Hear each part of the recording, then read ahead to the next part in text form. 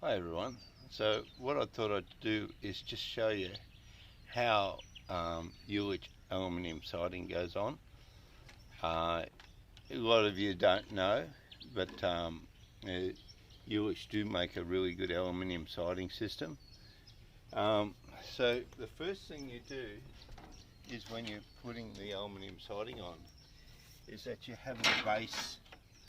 You have a base and you put this against the bottom of the wall.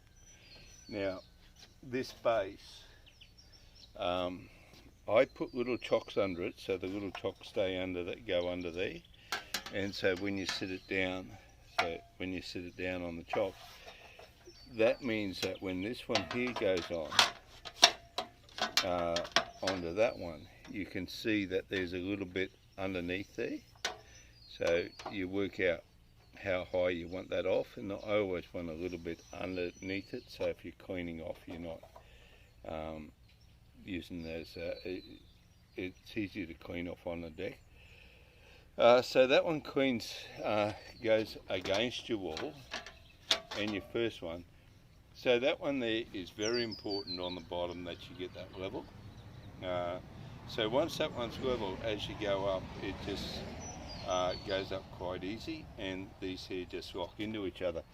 So I use a metal cut-off saw on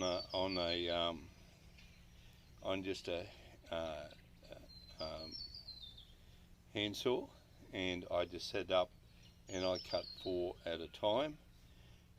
For here I can cut 4 at a time and do 4 at a time on one cut, and it seems to cut okay on that.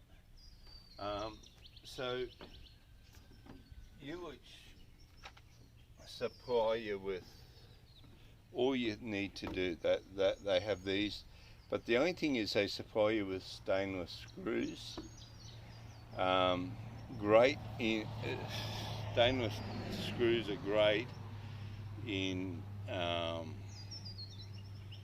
pine. In hardwood, like on this old Queenslander, they just snap off. So I use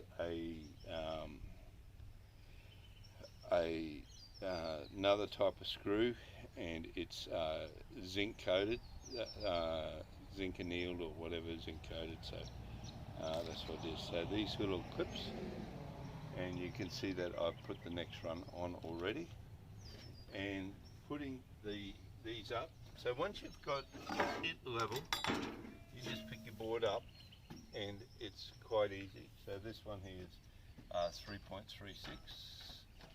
So you just put that in there like that. Clip that in,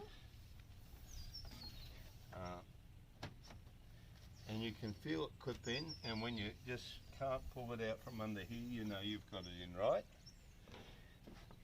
Just go along and put your little brackets in, and I've already pre-marked out where all my studs are on my insulation, so that I know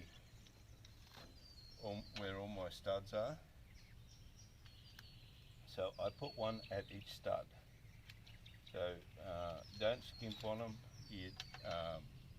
If you have a look at the old weatherboards that were on houses, they were just nailed in by a couple of nails going along. They put probably one every, same thing, where the studs are. So that just goes on there like that, and then you just come along and grab your screws, and that's really all you need to do to put them on. Now I push down on a center one first.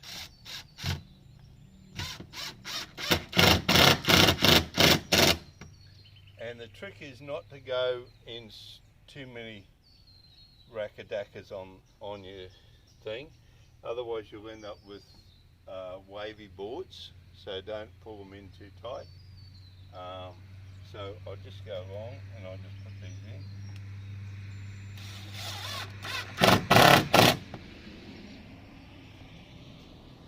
Remember, you're only just anchoring it in. It's not going to go anywhere. It won't lift up and it won't do anything. On the N1,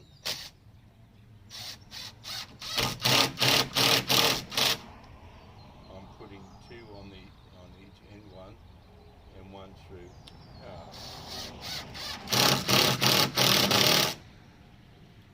each of the other ones. You only need 1 because the piece of timber you're going into is only 50mm wide, so you don't want to put a heap of screws in that.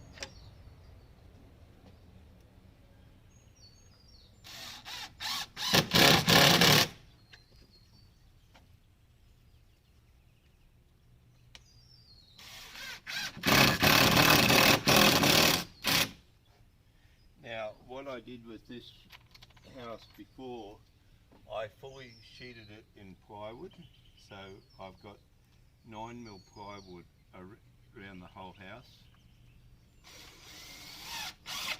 and that's for occasions like this where you want to put one of these, but there's nothing in behind it.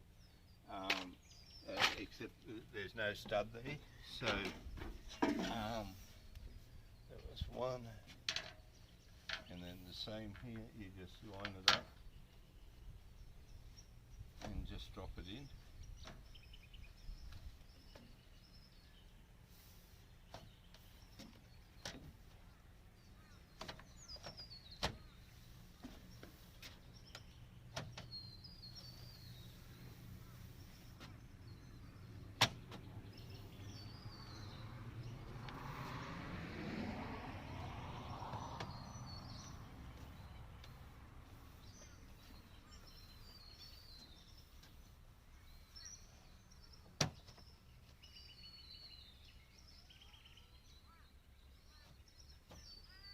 And you can feel it you shouldn't be able to pull it out underneath there, but if you run your fingers along, you'll feel for any gaps. And then you just go and repeat exactly the same process again. Now, the cover over here just clips in, and you have around about 16mm cover, so if your cut is out, you could be out by 15mm on your cut, but you're still going to cover it. So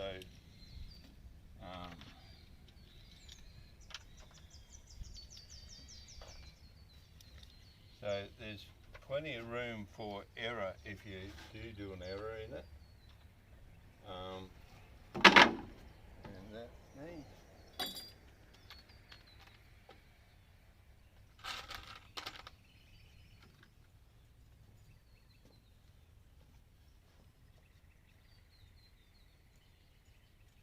So just keep checking. As long as you got that bottom one dead level, the rest going up is then in itself dead level. So you don't have to worry about that.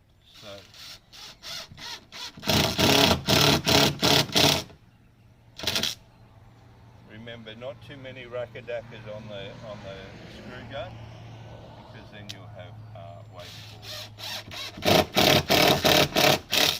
And that's the best part about this insulation, is that you can look along it and it gives you some like a little cushioning against the board that tightens it up, but also enables you to find where it's a nice flat, so it stays flat. And just take your time, don't rush it, because if you rush it, you pop out the screw or something, you'll scratch it. Remember, these boards are powder coated, so you never have to paint them ever again.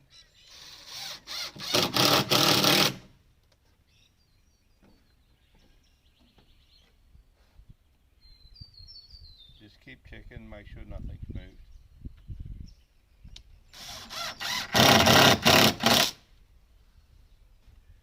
Now, I'm not an expert on this. This is my first time doing it. Reading the instructions was a little bit of a, learning curve, because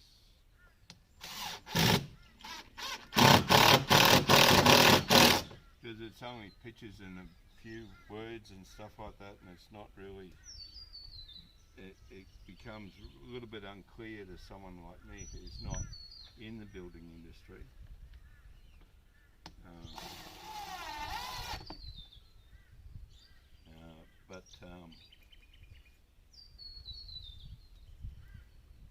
We all learn as we go, and that's how you put up the boards. They're quite simple.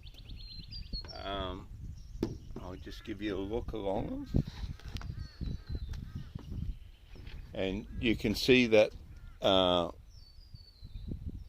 they look quite good, and you just steady, just go along and put them up.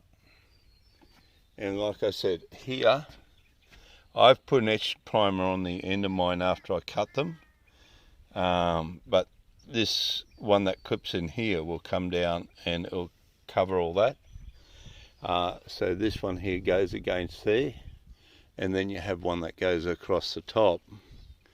But this one here, it has a cover that comes and covers it right up to here. So I've put sealer in here, so there's sealer in there,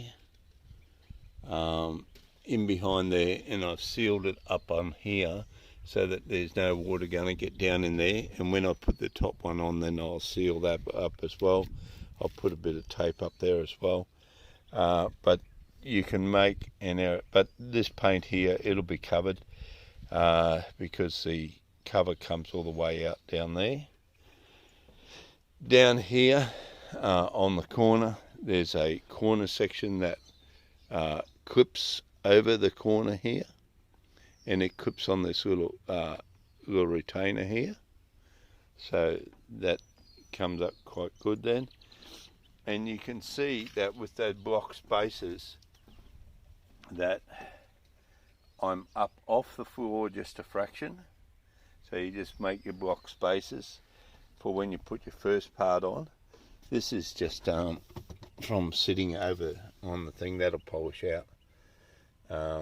We're pretty sure that'll just polish out, but there's a little tiny gap under there, but this is a deck, so it all locks in. It's all sealed up quite good. So I hope that is helpful. I've put the size up here on the wall so that I know that each one I've got to cut, so when I go down I don't forget which side. Mark where my studs are, so that I can screw in the studs, and they're the screws I'm using. So they're a coated screw. The stainless steel ones that Ullrich supplied don't go in hardwood, they just snap off, so they are probably great for pine wood but not good in hardwood, especially not this one here. This house was built in 1953, so that's how it is. I'm doing this here around here, so I've got another type here, that, and this one here will actually go different here around my windows, and you have one that goes up under here, so the next one you cut that out to suit. And is pretty good is that we're going from floor to there. This next one here, when it goes up on here, lines up with the top of that. So that one there will it actually lines up with the top of that. So that's where it sits. So the next one coming up will sit right there, which is fortunate. Like to think that these houses were designed for this weatherboard style originally in hardwood, but the aluminium ones fit perfectly coming back up for these ones. So I'm really happy with that.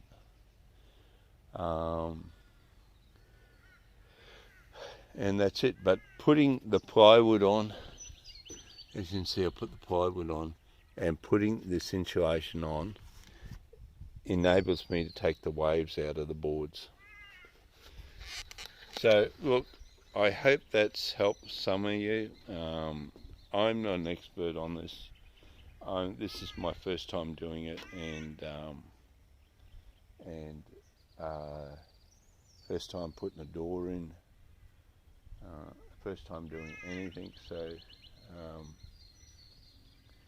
yeah, it's not daunting, and it comes up quite simple. So if I can do it, you can do it.